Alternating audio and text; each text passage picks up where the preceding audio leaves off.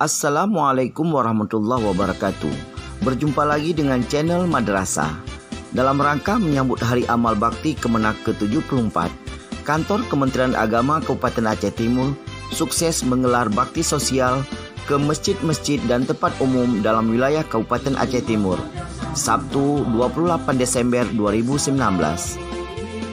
Kepala Kantor Kementerian Agama Kabupaten Aceh Timur, Dr. Andes Haji Arijal MSI, menyebutkan bakti sosial tersebut sebagai rangkaian kegiatan untuk memeriahkan Hari Amal Bakti dan memberi manfaat kepada masyarakat.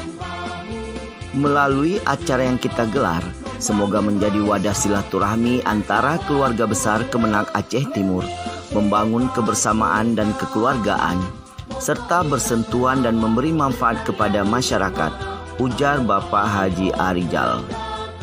Beliau juga menginstruksikan kepada seluruh karyawan-karyawati ASN Kemenak Aceh Timur, termasuk honorer, satpam, dan petugas kebersihan, agar besok kumpul di titik yang sudah ditentukan pukul 8:30 waktu Indonesia bagian Barat untuk melaksanakan bakti sosial. Dan beliau berharap semua bisa hadir tanpa ada kecuali, absen dan konsekuensi berlaku. Terima kasih, jelasnya.